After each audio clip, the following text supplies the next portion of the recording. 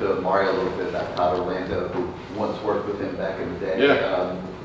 He's been a lot of places and for a lot of years and has done a lot of things defensively. How do you prepare to fix his defense as it exists today? I mean, I think it's a little bit different every year. I mean, he evolves year to year. Probably keeps him where he's at. He really gets his guys to play hard, which is probably either half the battle or more than half the battle on defense. And so they're a highly motivated bunch. They play really hard inside. They fly to the ball. They're a little bit different than they were last year schematically. There's slight adjustments, but he does mix up a lot of coverages. Like he'll go cover 2 at odd times and do some zone pressures at odd times. So he does some things to mix up the coverage that'll keep a quarterback on his toes for sure. So does that make it significant to have a quarterback like Carson who can be so? I think, yeah, I mean, you'd rather have that than the alternative, obviously. And so, yeah, I think, keeping things fairly simple for the quarterback where his eyes are in the right place and his mind's clear is important. But, he's played a lot of ball, and Carson watches a ton of film. And so we'll be prepared for it, I feel. I think maybe I asked you on last week, but Samson getting in, rotating Yeah. the last 2 weeks, just to see his growth, to see him being able to finally crack the line, just what does that mean and what is he showing you over his first I mean, it was the same in camp, really. You could tell, people start clicking at different points in their career.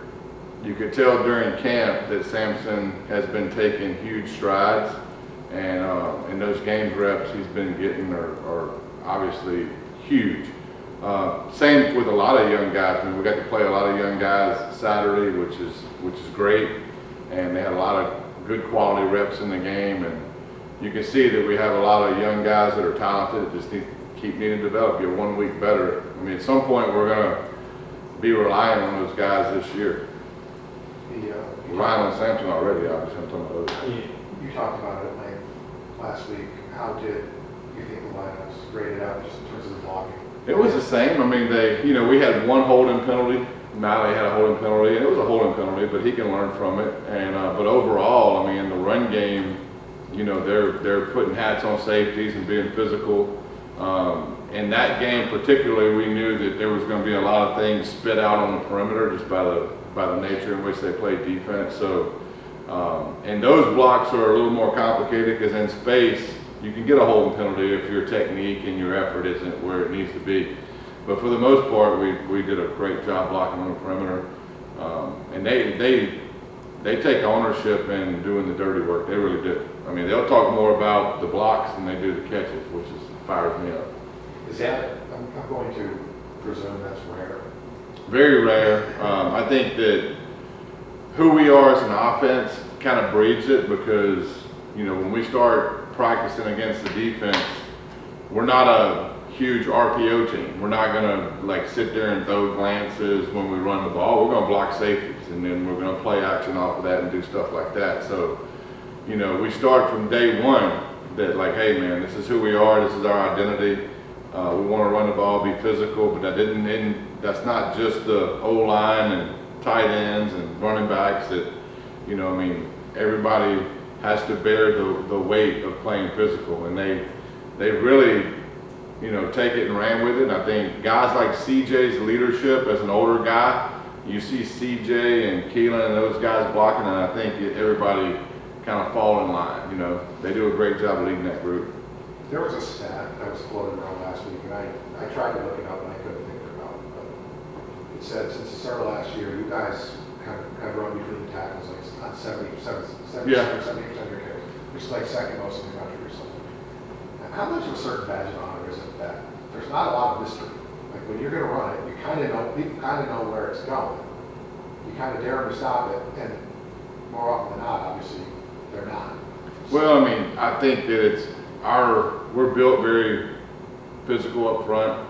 We're big, so we can move people, and so our bread and butter run game is running at you. Now we do run wide zone and some things to get the ball on the perimeter, but the one thing that I look at is all those balls that get spit out on the perimeter are run game. All those count as hitting the defense at different places. So sometimes the run might be up the middle. And if Carson spits it out to Mally or to CJ or to Ray Ray, then that's a perimeter run game. You know, so the ball doesn't necessarily have to be handed off when we call it. I mean, if they got everybody in there, we can spit it out on the perimeter too.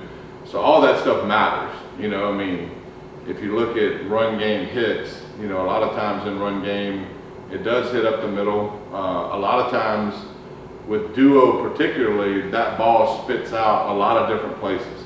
That's the beauty of duo in my opinion. You have to get Mariball to give you a dissertation on it, but duo is a play that can hit backside B, can hit down the A, or can spit all the way out to the C and D gaps.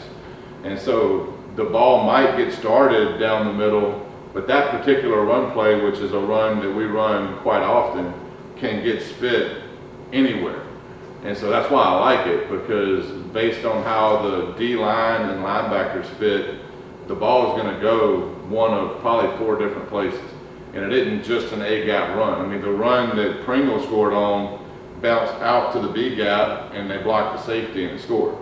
Technically that was, you know, an A gap run call, but that thing spit all the way out to the B gap. If we can go 4 different places, shouldn't we call it something other than duo? Probably. It's just, I don't even know why it's called duo, to be honest with you. I just know that's what it's called. Shannon, you talked about the depth in the receiver room and how you like how much you guys had on the depth chart. I think it was 10 different guys caught passes from Carson before you guys are second unit. Just Yeah. To be able to see that on display, to see how many options he has and him starting to build chemistry in game settings with multiple guys. Yeah, I mean, I've always believed that the key to offense is spreading the ball around, you know, where the ball isn't going to one guy all the time. And so you see 10 or so guys touch the ball, that's a good thing for the Canes. You know, it means that they can't focus on one guy, you know. And so the other thing about duo, not to like go to another point, but like I also like efficient offense. I don't like going backwards. Like, so to me, getting first downs and the ball going forward is a sign of good offensive football. And so a lot of times those runs, you know, that might not get 15, 20 yards, it might get 3 or 4 yards. They put you in a third down situation and a second down situation is very advantageous, you know, rather than some of those wide plays you can watch across college football. I mean, some of them hit big, but some of them go backwards 3 or 4 yards too. And so, you know, it's what you believe in, really. TJ Daniels, again, hit contested catch touchdowns last game. Is that something you saw in him when you were evaluating him? He always had that as he improved in it this year. What allows him to be so good at that? Yeah, I mean, I think the guy's very talented. I mean, he's got good body control. He's got good ball skills. But yeah, I mean, you know, you look back even to his time in Liberty, right? I mean, he was a vertical threat machine, you know. Now, you know, whatever happened last year happened, and I don't necessarily hold that against him, but you could see signs of him even then of being a very, very productive receiver. And so I just felt with him particularly that, you know, that we could put him in a position to highlight what he does really well. And now I didn't necessarily know at the beginning, to be very transparent, I didn't know he had the leadership skills he has. I didn't know that he was a type of person that could really change a whole room. You know, just with his mentality and his personality and charisma and the way he carries himself, I had no idea that that was going to be the case. That was kind of icing on the cake with him a little bit. But that's been bigger than any play he's made, to be honest. Obviously, Malachi Tony's got some attention over the first 2 weeks. Pretty sure you're leading receiver through 2 games. How have you seen him just kind of handle this early success? Obviously, he's like just turning 18, I think, this month. Just like, how has he handled the last couple of weeks? Nothing seems to faze him. You know, he's the same person every day. You know, he just comes to work. I think he just really likes football. And so, you know, I don't see any change in him from really the first moment he stepped on campus. You know, the game's definitely not too big for him, and he's never gonna get in a situation where he thinks he's bigger than the team or bigger than anything. He knows that he's a important cog in the process, but just a part of what we're doing, right? And so his mentality is very unselfish. He has a very servant mentality. And if he keeps that, you know, I mean, and he is going to keep it because that's the character he has. And so, but he hasn't changed one bit. I mean, he just keeps coming and like goes to work. He's got a great personality and a great demeanor to him. And, you know, he just really loves football. Every game and every year is different, but when you think back to last year's USF game, what stands out in your mind? Because that game was closer. Maybe Yeah, it was really, I mean, I thought, you know, when we came out, you know, they were more aggressive than I thought they would be on defense as far as like coverage. They came out and got in our face, played man, which before that point they had played a little bit looser. Their effort was really high. You know, they had an edge to them. And there, we obviously played at their place, so they had a good environment for that game. They had built it up.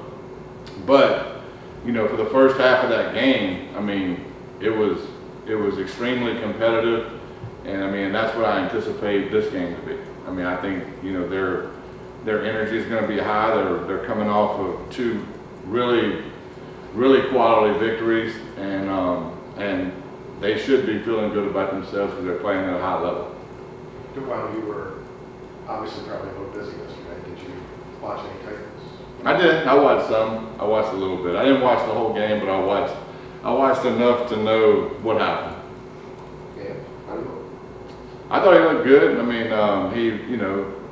he had there were some situations that came up that he's going to learn from, you know, and I mean, I think he'll be the first to tell you that. And there were some key drops through the game too that I think, you know, I mean, I've said it from the first day I worked here, but the quarterback position is a very dependent position. Like, you need guys around you to do their job. And I think it was evident, you know, you look at the CJ post catch, right? I mean, look, great, phenomenal throw by Carson, great catch, great route by CJ, but there was nobody around Carson.